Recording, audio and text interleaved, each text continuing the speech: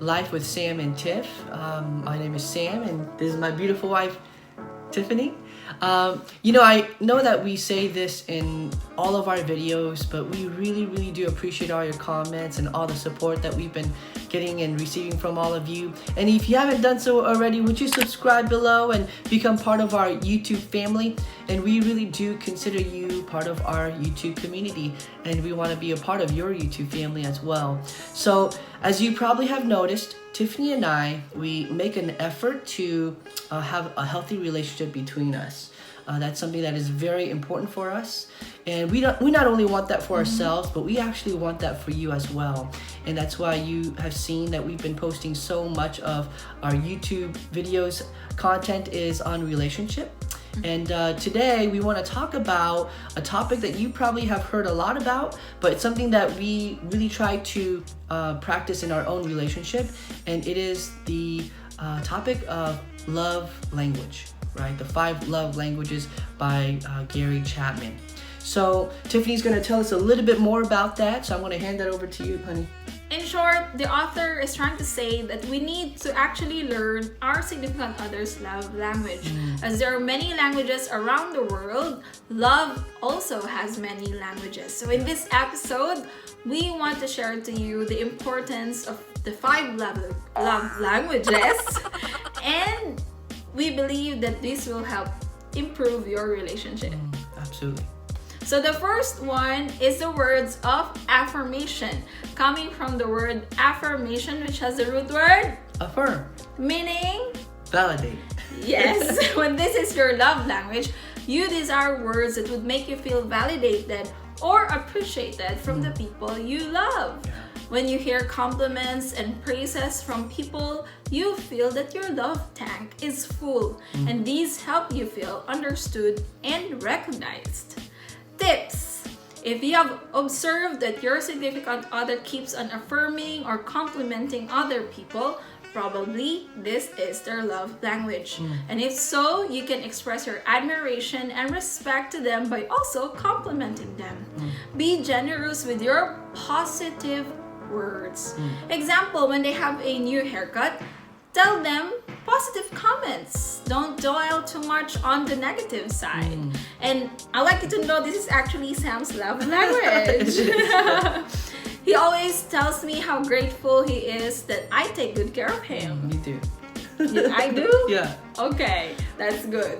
So sometimes as well, when I forget that his haircut is new, because it's just the same all the time, but sometimes I forget to mention it, he tells me and calls my attention and tells me, honey, you forgot to mention my hair today. I said, oh my gosh, I'm sorry. So since then, I try my very best to compliment him as much as I can.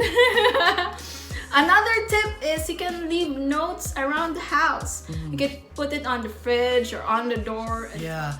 Just a quick point. One of the things that Tiffany did for me when we were apart for, like 5-6 months, was that she wrote me these little notes, one for each month, and that really helped me to make it through the time that we were away from each other.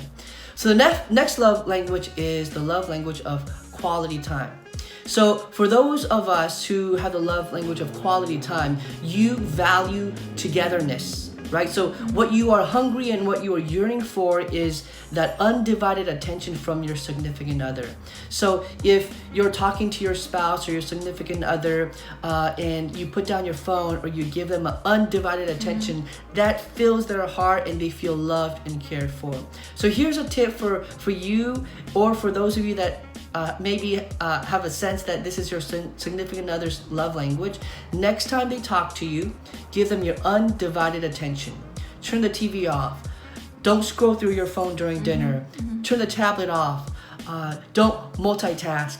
And give them your full undivided attention. Turn your body, lean into them, and practice active listening, right? What is active listening? Active listening really is about using all of your senses to really listen, right? So say things like, honey, I hear you. I understand. And thank you for saying that, right? Be engaged in that moment with your significant other. Plan a walk, plan a spontaneous walk together, and hold their hand and really listen. go on a drive together, turn off the radio, turn off the music, and really be with them present in the moment. So that is the love language of quality time. Yeah. So third, we have gift giving or receiving. This is when you feel loved and appreciated through things or items given to you. You value the gift regardless of the size or price, because the item just simply remind you of that person and how he or she made you feel. You don't need to be actually rich to express this kind of love, because the monetary value does not matter. This gift symbolizes that your significant other has you in his or her heart and mind. What is important is the gift is coming from you. Tips: if your significant other buys you something that you want or gets you an item that you have been mentioning in several occasions, his or her love language is probably gifts. Yeah. Why? Because they are loving you the way you wanted to be loved. Again, it does not need to be expensive. Some gifts are actually also free.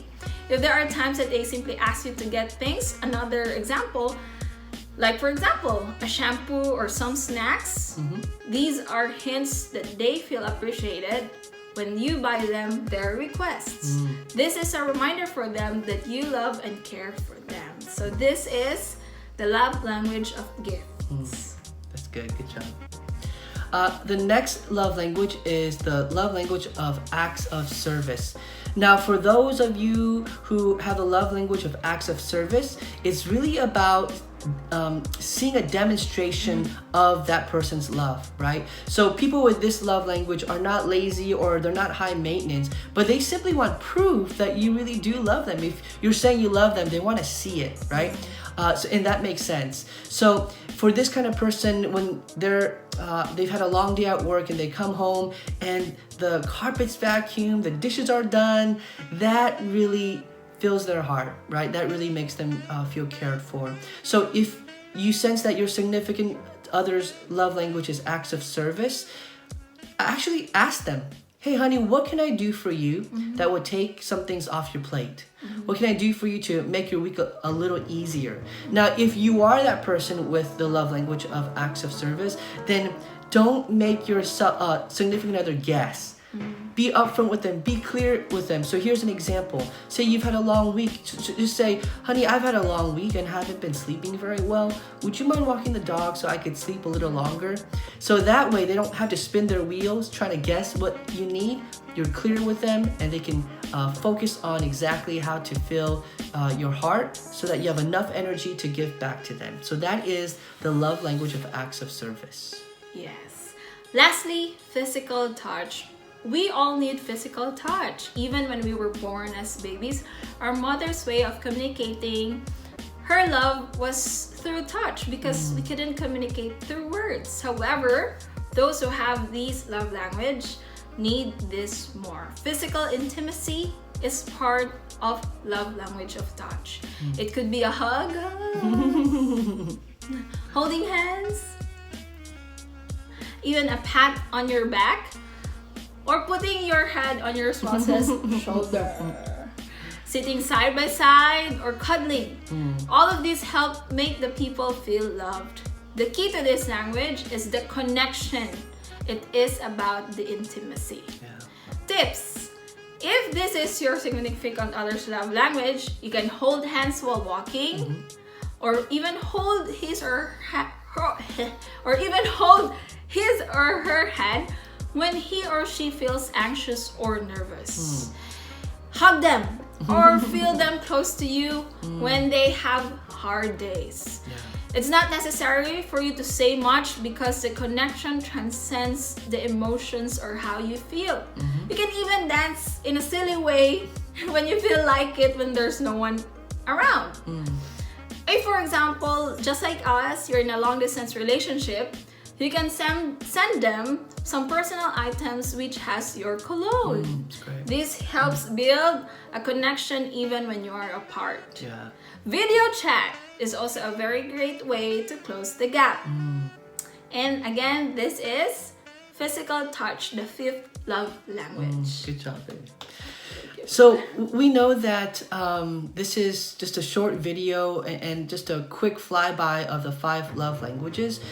Please don't misunderstand us. We're not saying that you have to fit in the 5 categories. In fact, there's probably just 1,000 different ways that we all receive love, but this is just generally, right, just a general way that most people receive love. So if you take anything from our video, it is this: find out how your significant other prefers to be loved. Ask them, study them, and see what they respond to, right? And that is the way that you can build a healthy relationship with your significant other. Like always, thanks for joining us. We really do appreciate everything. And you guys take care of each other. God bless. Bye-bye, guys. Like and subscribe.